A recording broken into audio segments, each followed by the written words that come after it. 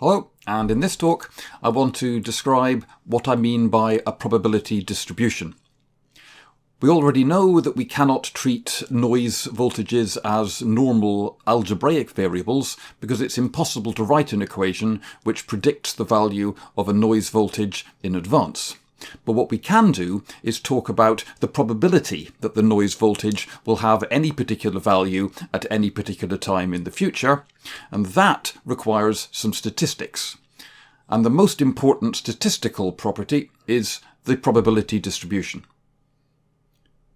The probability distribution tells you how likely it is that the variable is going to have any particular value at any particular point in time.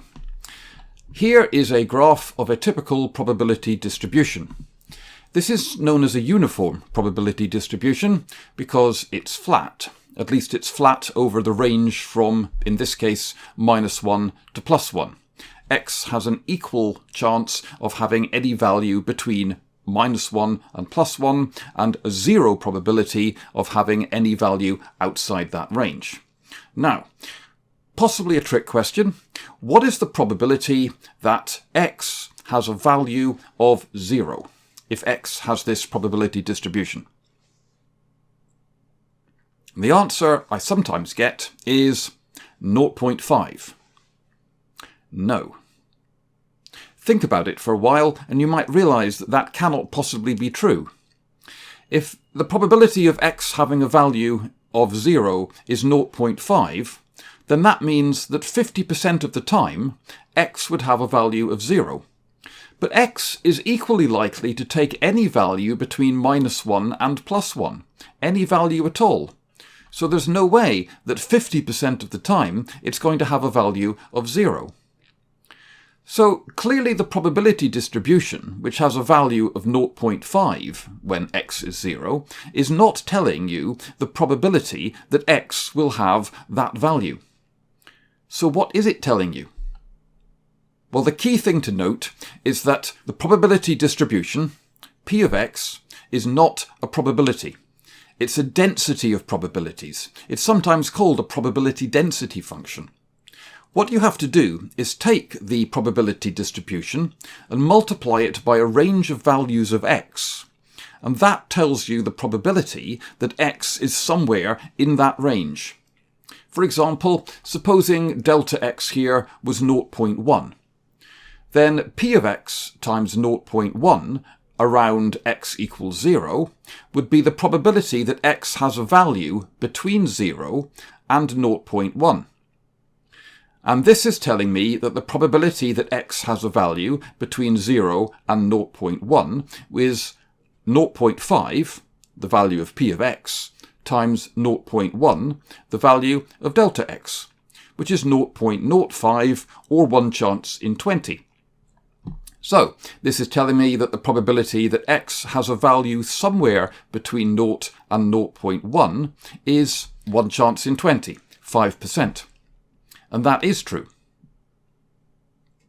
Now, there's one very useful property of probability distributions, and that is that the integral of a probability distribution from -infinity to +infinity is always 1.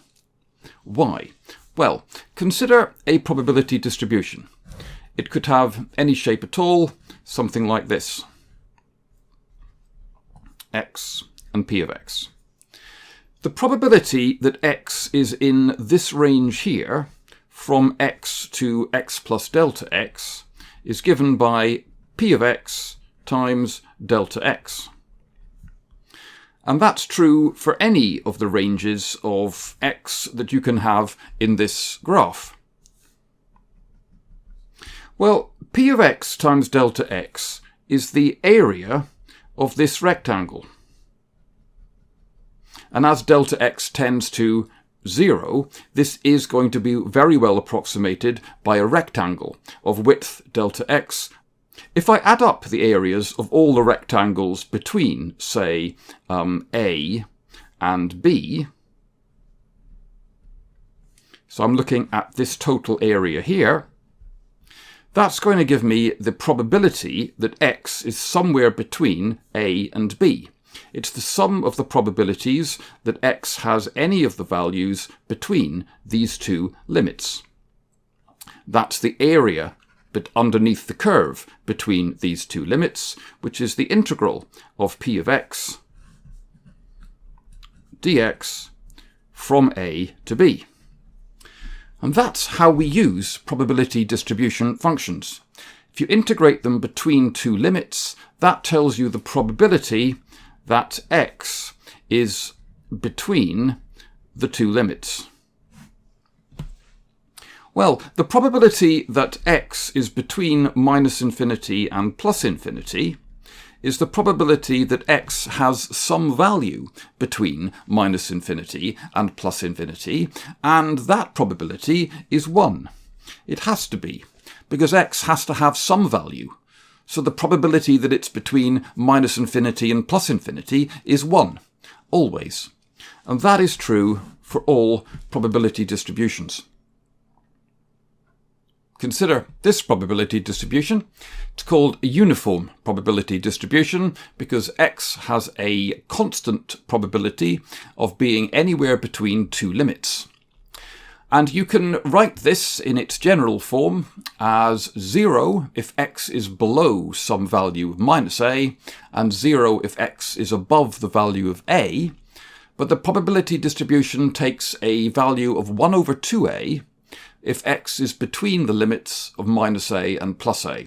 And I know its value is 1 over 2a because the area of this rectangle has to be equal to 1. The width of the rectangle is 2a from minus a to plus a, so the height of the rectangle must be 1 over 2a in order to give me an area of 1. That is one of the probability distributions that we'll be looking at in our study of noise, but it's not the most common one.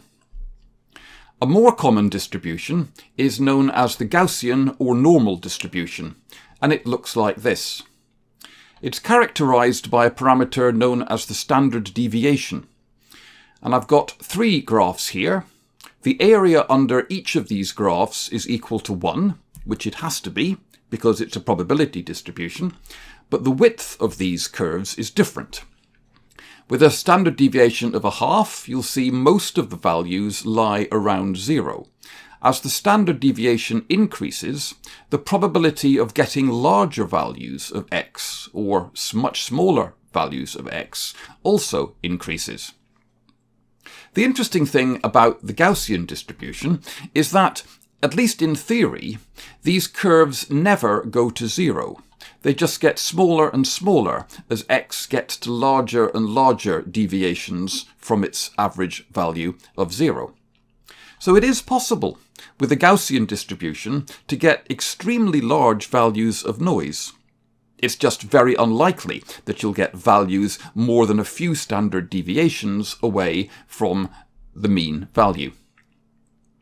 If you do some maths, you can work out that about 2/3 of the time, the random variable x is going to be within 1 standard deviation of 0. But infrequently, you can get very large values of x many standard deviations away from 0.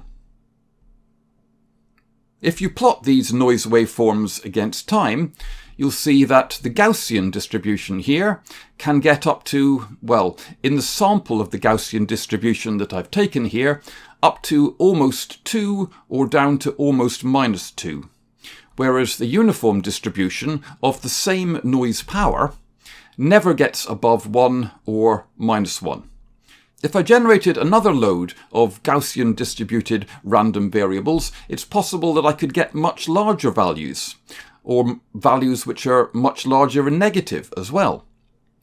But with a uniform distribution, I will never get a value bigger than +1 or -1.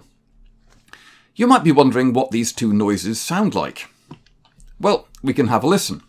This is Gaussian white noise. And this is uniform white noise. Can you tell the difference?